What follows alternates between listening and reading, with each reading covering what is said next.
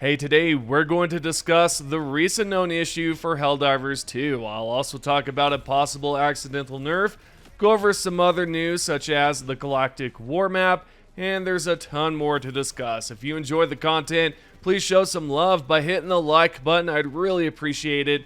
Let's jump right in.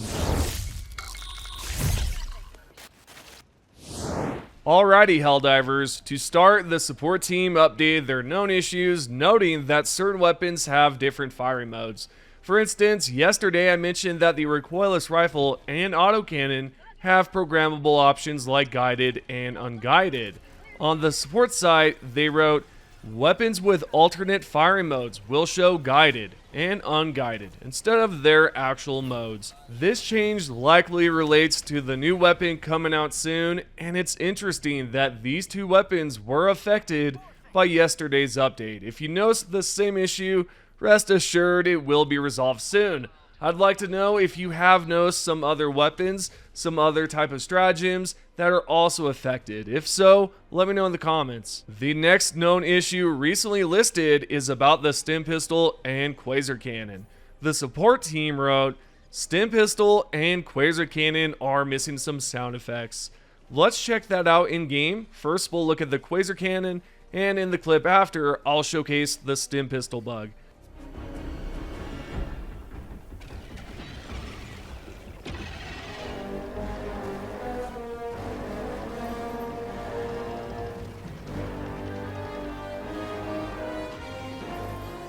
Yeah, it's an odd bug, and I've seen several reports about it on Reddit, the official Helldivers Discord, and even in the comments on my videos. Expect it to be patched as soon as possible. I don't think it'll take too long for them to patch something like that, since it's just a sound bug. Finally, for known issues, the last bug is about terminids not spawning correctly on a certain mission.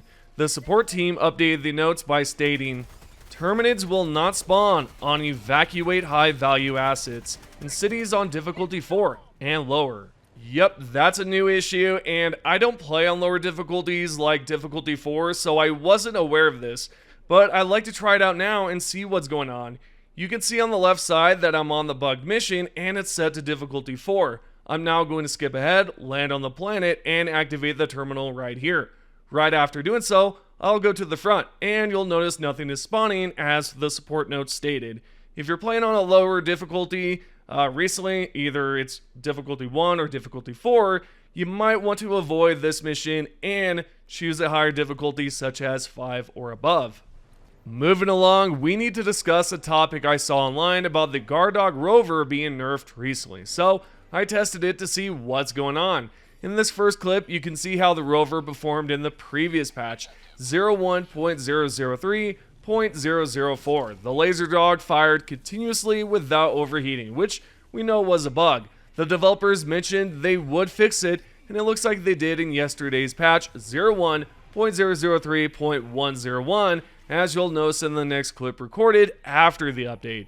We can clearly see that the Gaurd rover fires about 7 seconds, then returns to the backpack to cool down, which takes about 15 seconds before it can be used again. The conversation online is that it shouldn't take that long to be usable again, so is it nerfed or not? I don't think so, considering that in the previous patch it could fire indefinitely without cooling down, and now in the recent patch it cools down properly.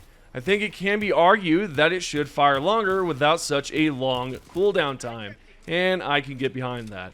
The reason is that it just doesn't seem useful on the battlefield, since it can't be used for long, and the cooldown is even longer. If you compare the Gaurd rover to the laser weapon we have in game, the scythe fires for the same amount of time, about 7 seconds, just like the Gaurd rover. However, its cooldown is faster.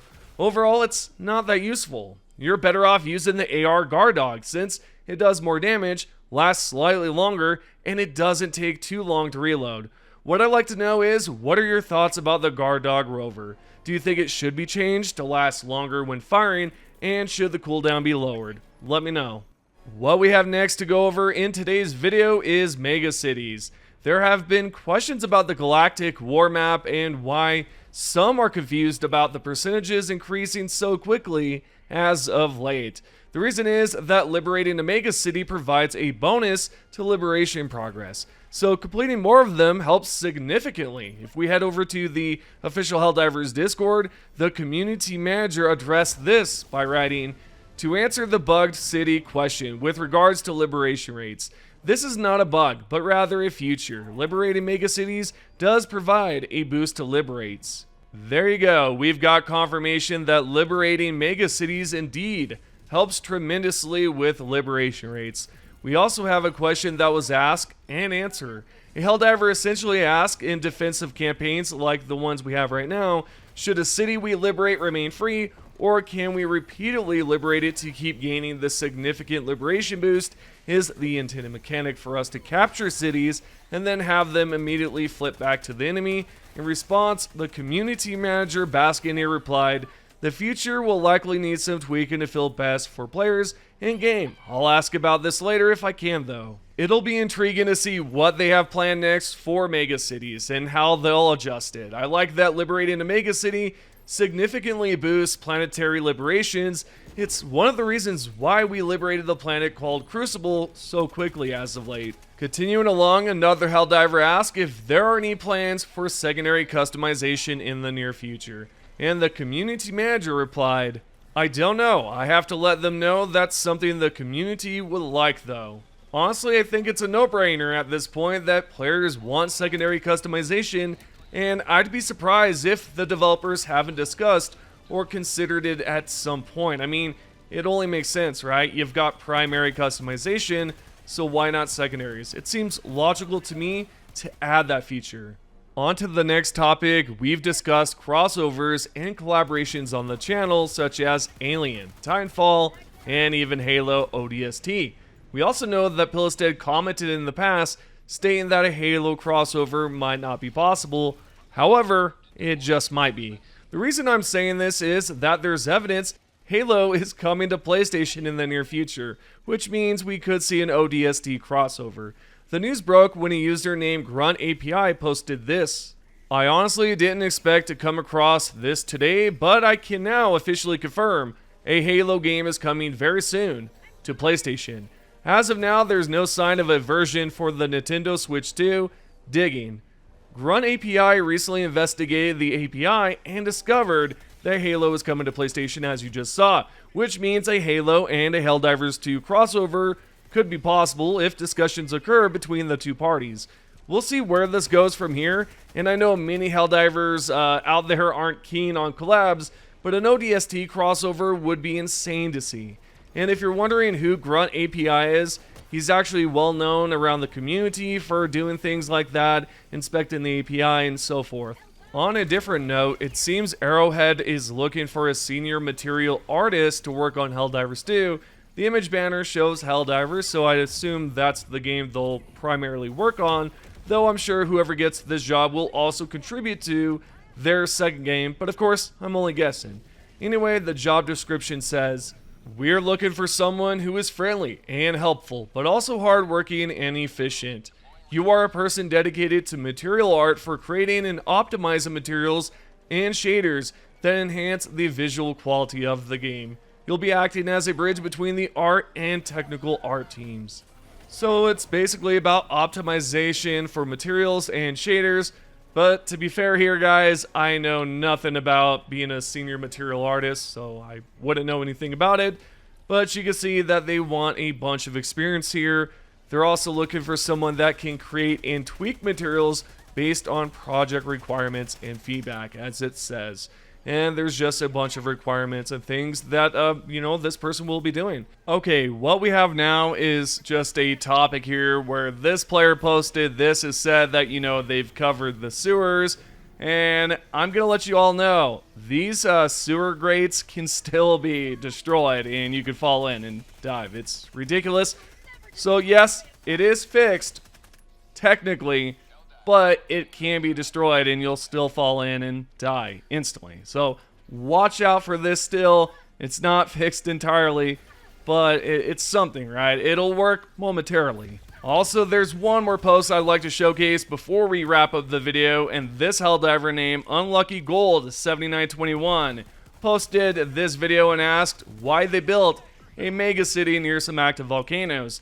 And you can tell in the video that, man, it's raining down a bunch of fire and flames and all that stuff. Very interesting that they would build a mega city near a volcano. I couldn't tell you why, but hell, that is some epic stuff going on there. Lastly, we've got the top 3 comments. First, starting off with Knower Scum. Hopefully I pronounced your name right. You said hell pods need a buff. There should be no reason whatsoever that anything flying except maybe Leviathan can tank a direct hit from a car-sized bullet falling from orbit. Fair point.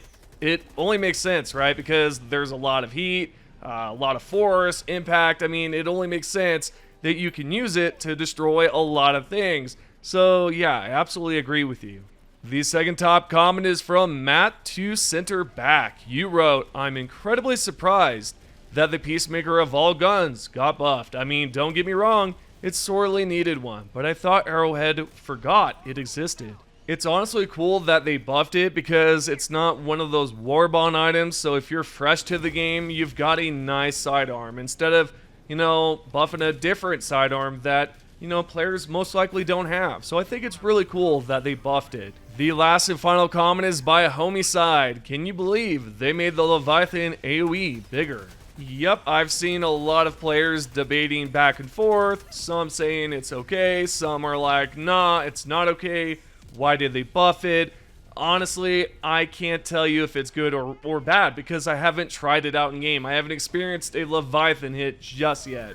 Well, those are the top 3 comments. If you found the video helpful or informative, tap the like button, subscribe, turn on notifications if you haven't already. Also, thank you to everyone that's currently subscribed, and also I appreciate you members out there. If you are a lurker, I appreciate you stopping by as always, but consider tapping that subscribe button at some point. I mean, why not? So thank you for watching, and I'll see you in the next one.